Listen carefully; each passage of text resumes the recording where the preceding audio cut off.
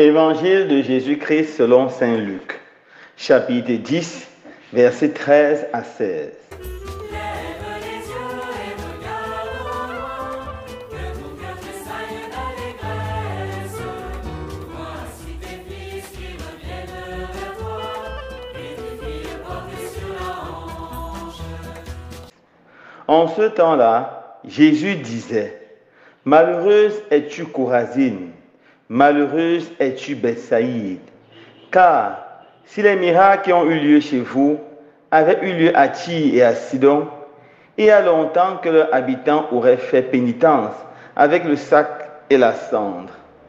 D'ailleurs, Tyr et Sidon seront mieux traités que vous lors du jugement. Et toi, Capharnaüm, seras-tu élevé jusqu'au ciel? Non, jusqu'au séjour des morts tu descendras. Celui qui vous écoute m'écoute, celui qui vous rejette me rejette, et celui qui me rejette rejette celui qui m'a envoyé. » Acclamons la parole de Dieu. Louange à toi, Seigneur Jésus. Jérusalem, Jérusalem, quitte ta robe de tristesse.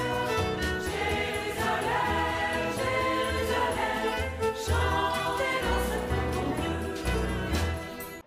Frères et sœurs bien-aimés, dans l'évangile de ce jour, Jésus prononce un nombre de malédictions pour certaines villes qu'il a longuement visitées. Les villes dans lesquelles il est passé plusieurs fois, il a fait des miracles. Il a guéri beaucoup de malades. Il a chassé des démons. Dans cette ville, il a également appelé plusieurs de ses disciples. Par exemple, 3 apôtres, Philippe, André et Pierre, ont été appelés à Bethsaïde. À Capharnaüm, il était tellement présent qu'on l'appelait à juste titre la deuxième ville de Jésus. Dans cette ville, il a fait tellement de merveilles, mais les habitants de cette ville ont refusé de se convertir. Les habitants de cette ville sont restés attachés au péché. Et voilà pourquoi la malédiction les écrase. Jésus a fait une grande bénédiction par sa présence, par ses signes, par ses miracles, et surtout par la bonne nouvelle qu'il a prêchée encore et encore. Mais ils ont fermé leur cœur à la voix de Dieu, et la malédiction est la conséquence.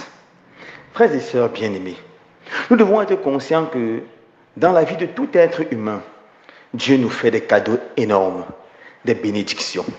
Mais si nous ne saisissons pas cette bénédiction, si nous ne rendons pas grâce au Seigneur et si nous ne mettons pas cette bénédiction en profit, elles peuvent se transformer en grande malédiction pour nous. C'est le cas d'un quelqu'un, le Seigneur peut le bénir avec de l'argent. Il devient riche. Et à cause de cet argent, au lieu de rendre grâce au Seigneur en l'utilisant bien sûr pour ses besoins personnels, ceux de sa famille, mais aussi pour faire le bien, pour la charité, pour les pauvres, pour les prisonniers, les orphelins, les déplacés anglophones, les réfugiés. Il l'utilisait simplement pour faire grandir son orgueil. Il se plaît à mépriser les autres. Il se plaît à insulter les autres. Cette personne attire sur elle une grande malédiction. Soit elle s'abattra sur lui sur cette terre, soit elle s'abattra sur lui dans le monde à venir. Sa richesse qui était une bénédiction se transforme en malédiction, car il ne l'utilise pas pour la gloire de Dieu. Ou imaginez quelqu'un qui est intelligent, béni par le Seigneur, avec une intelligence remarquable. Avec son intelligence, il peut faire des prouesses, faire des inventions qui peuvent aider le monde à évoluer. Mais si son intelligence, il l'utilise pour écraser les plus faibles, il l'utilise pour faire le mal et construire les systèmes qui vont détruire la vie humaine, alors cette intelligence, qui était une bénédiction, deviendra pour lui une malédiction, une grande malédiction. Et on peut multiplier les exemples. Par exemple, encore, une femme, c'est un peu la bénir avec une beauté exceptionnelle. Ça, c'est une grâce et une bénédiction du Seigneur. Mais au lieu de profiter de sa beauté, elle commence à l'utiliser pour aller d'expérience en expérience sexuelle ou amoureuse. Elle détruit son corps. Elle peut éventuellement attraper des maladies.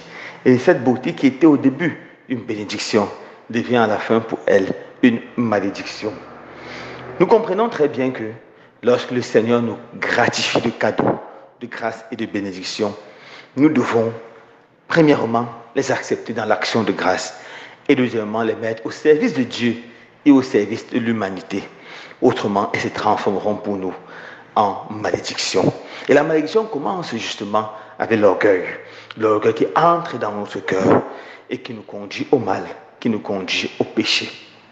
L'orgueil devant une bénédiction nous conduit toujours au péché. C'est l'orgueil qui a fait Lucifer passer de l'état d'ange à l'état de démon.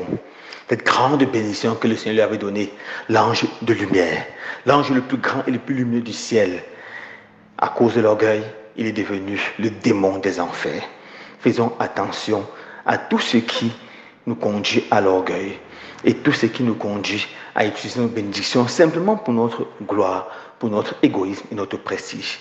Que le Seigneur donne la grâce en ce jour de mettre tous nos dons, toutes nos grâces et toutes nos bénédictions au service du Seigneur. Ainsi, nous n'allons pas être oubliés comme ces villes de Capharnaüm, de Chorazine et de Bethsaïda qui aujourd'hui sont totalement oubliés. Mais nous allons être bénis par le Seigneur et aller de gloire en gloire. Loué soit Jésus-Christ. Seigneur, fais-moi voir